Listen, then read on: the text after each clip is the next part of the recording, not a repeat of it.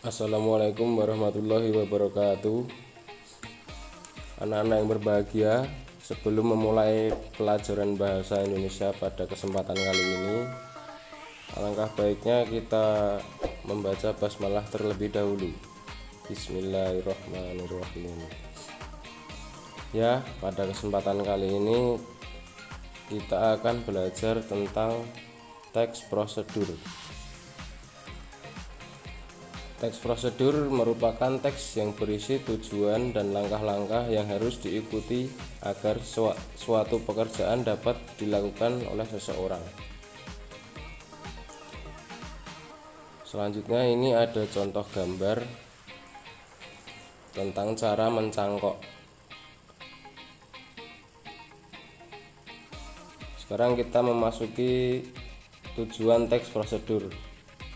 Tujuannya yaitu menjelaskan kegiatan yang harus dilakukan agar pembaca atau pemirsa dapat secara tepat dan akurat mengikuti proses atau langkah-langkah dalam membuat sesuatu, melakukan sesuatu, atau menggunakan sesuatu.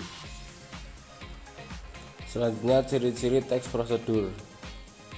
Ciri-ciri teks prosedur dari segi isinya dibagi menjadi 3. Yang pertama yaitu langkah atau panduan yang harus dilakukan. Yang kedua, aturan atau batasan dalam hal bahan dan kegiatan. Yang ketiga, isi yang dilakukan secara berurutan. Jadi semua prosesnya harus dilakukan secara urut ya. Kalau tidak urut nanti itu namanya tips. Setelah itu kita masuk pada ciri kebahasaan teks prosedur. Ciri kebahasaan teks prosedur yang pertama yaitu terdapat kalimat perintah. Contoh kalimat perintah itu adalah tambahkan sedikit gula, lalu aduk dengan rata. Contoh lain, bilas dengan air hangat hingga bersih. Untuk keterangan yang lebih lanjut bisa dilihat pada buku paket warna biru halaman 108. Yang kedua, berisi saran dan larangan. Contohnya, saran, gunakan penggaris agar panjangnya sama.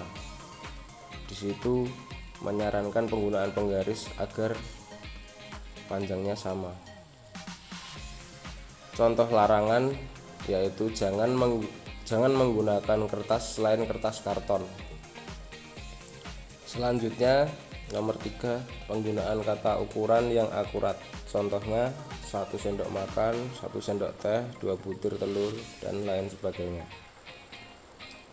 Nomor 4, pembatasan yang jelas dengan kata keterangan. Contoh, rebus air hingga mendidih. Untuk keterangan yang lebih lanjut, lebih jelas, terdapat pada buku paket halaman 108. Selanjutnya ada jenis teks prosedur. Teks prosedur terbagi menjadi 2, yaitu teks prosedur cara melakukan sesuatu dan membuat sesuatu. Langsung saja, selanjutnya struktur teks prosedur. Di sini struktur teks prosedur terbagi menjadi 2 menurut jenisnya ya.